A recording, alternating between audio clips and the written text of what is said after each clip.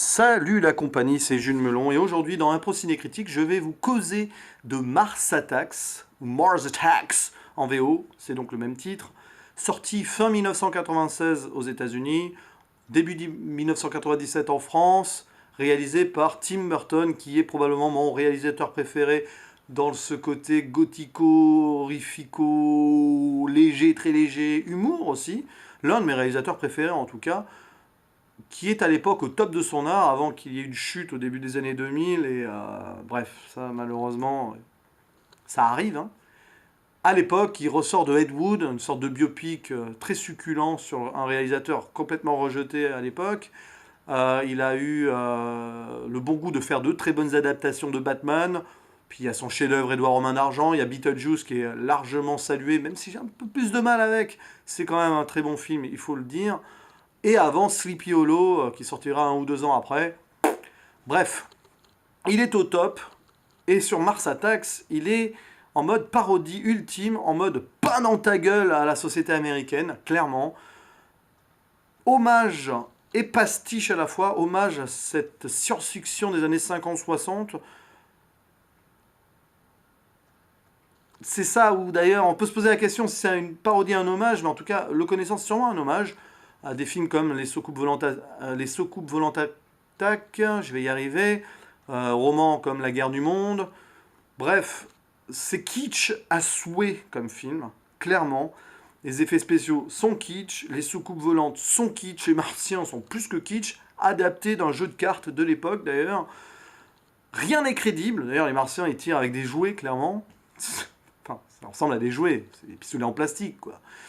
Et alors, qu'est-ce qui n'est pas crédible aussi? C'est la société américaine et même le monde des humains dans son ensemble qui est mis plus bas que terre à l'image de ces martiens qui se fichent complètement de nous. Enfin, je parle de nous dans le film de l'humanité, en essayant de faire croire qu'ils sont là pour être nos amis, mais qui se marrent bien à nous détruire.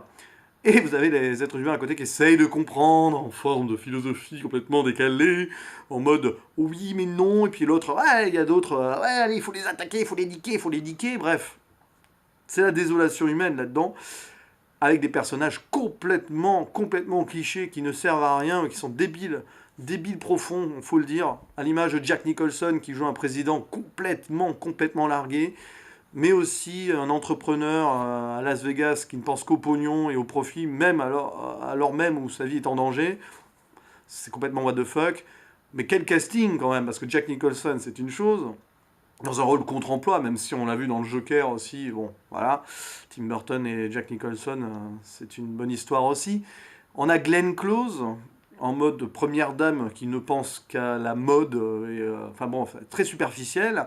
Annette Bening en mode baba cool, la femme de l'entrepreneur à Las Vegas, qui est complètement débile, ancienne alcoolique, mais au final, bah, elle n'a pas tort dans le film. Pierce Brosnan dans un professeur pédant qui est complètement incompétent également aussi. Danny DeVito qui ne sert strictement à rien, qui est là juste pour un comic relief, c'est Danny DeVito. Martin Short en conseiller du président, totalement pervers, qui n'est là que pour nous offrir cette scène totalement sortie de nulle part avec la martienne, enfin le martien déguisé en femme, joué par la compagne d'ailleurs de Tim Burton, Lisa Marie. C'est à la fois, d'ailleurs, ce passage est à la fois flippant et drôle. C'est flippant dans un sens. Nous avons aussi les journalistes joués par Michael J. Fox et Sarah Jessica Parker en couple, mais qui se tirent la bourre pour avoir les exclus. Et puis les généraux. Alors, vous avez le généraux Pacifique d'un côté et le général Pacifique. J'ai dit le généraux Pacifique. Oula, si je me réécoute, je vais me taper, mais c'est pas grave. Bref, il y a le Pacifique d'un côté, qui est là, je vais essayer de faire l'ambassadeur entre la Terre et les Martiens, n'est-ce pas? Évidemment, c'est quand même un général de l'armée américaine qui accueille les Martiens en mode pacifique et en se présentant lui-même comme le chef des armées. Hein, c'est drôle quand même. De l'autre côté, vous avez donc ce général va-t-en-guerre absolu qui veut péter la gueule aux Martiens de A à Z. Oh, il faut les niquer, monsieur le président. Enfin bon, caricature ultime. À côté de cela, bon, il y a Tom Jones aussi, pourquoi pas. Il sert à rien, enfin, c'est why? Pourquoi Tom Jones? Il y a Jack Black en mode soldat qui veut être un héros mais qui est complètement nul à chier, qui se fait d'ailleurs complètement fumer, c'est le cas de le dire, par les Martiens. À côté de ça, vous avez les losers ou les gens détachés qui sont finalement les plus intelligents et ceux qui arriveront à la fin à résoudre le conflit grâce à une chanson totalement sortie de nulle part qui tuera les Martiens. Ouais, là je le dis, il y a du spoil, hein, de toute façon. Comment voulez-vous ne pas spoiler un tel film? Alors ces losers, vous avez l'ado rejeté par sa famille, joué par Lucas Haas, et vous avez la fille du président, détachée de tout, en mode apathique, déprimée de la vie, jouée par Nathalie Portman. Ouais, ouais, après Léon, elle est là-dedans, et avant de se perdre, entre guillemets, dans la prélogie de Star Wars, même si bon, ça on y reviendra un jour aussi, il y a quand même du bon là-dedans. Bref, vous mélangez tout ça. Ah ouais, il y a aussi le boxeur professionnel repenti et sa femme jouée par Jackie Brown, l'actrice qui joue Jackie Brown dans le film de Quentin Tarantino. Un casting extraordinaire pour des personnages autant clichés que vides pour certains, et une morale, au final, la société américaine et l'humanité, franchement, méritent ce qui lui arrive. Non? Le personnage le plus sensé là-dedans, c'est la grand-mère qui a perdu la tête. C'est drôle, non? Bref, c'est un film à voir au 4e degré, clairement. Quand on y pense, il se passe pas grand-chose. Le scénario est très très simple. Les personnages disparaissent aussi vite qu'ils sont présentés et autant qu'ils sont inutiles d'ailleurs. Mais on s'amuse. Et il a été décrié évidemment aux États-Unis, ce film à l'époque. Qu'est-ce que vous voulez? L'américain lambda n'a pas du tout apprécié. Ça a été un flop là-bas. Mais ça a marché à l'étranger. Au final, Mars Attack, c'est une sorte d'ovni dans la carrière ovni elle-même de Tim Burton. Mais c'est succulent. Alors évidemment, il y a des défauts quand même avec le recul. C'est vrai que plus je le vois, plus je me dis, bon, c'est quand même simple et très très léger comme film. Mais c'est son but. Je pense que Tim Burton s'est amusé, s'est éclaté à faire ce film-là. Il n'a aucune autre prétention que de se moquer un peu de certaines bases de la société américaine. Et quelques mois après la sortie d'Independence Day, c'est amusant. Alors je ne sais pas s'il a été réalisé, s'il a été tourné après et écrit surtout après la sortie d'Independence Day, mais quand même, on peut faire une corrélation entre les deux. Et d'ailleurs, on peut apprécier les deux, l'un à la suite, de façon différente. C'est ça qui est intéressant dans le cinéma d'ailleurs, parfois. Voilà, Mars Attacks.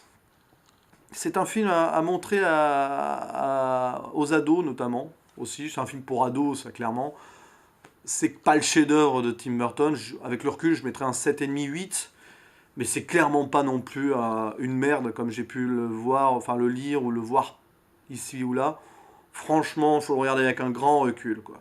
C'est sûr que si on le regarde au premier degré, il n'y a rien à voir, presque. Mais alors, si on réfléchit derrière, il y a quand même une belle satire.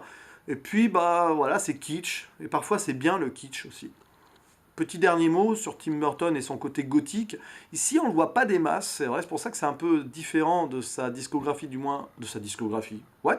De sa filmographie, du moins à l'époque. Même c'est Ed Wood avant, hein, qui était aussi à part.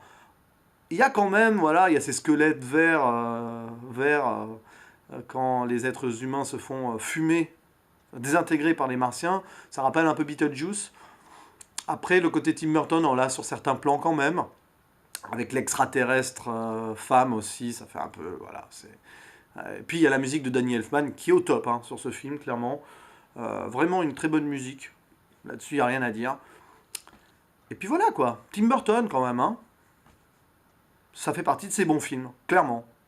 C'est dans la très bonne première moitié de sa filmographie, il faut le dire. Merci à vous de m'avoir écouté dans cette impro cinécritique toujours aussi what the fuck et pas déjanté mais déstructuré, je vais vous dire. Surtout que là, il est 9h du matin, on est dimanche, et je suis pas encore bien réveillé. Allez, à la prochaine. Ciao, ciao.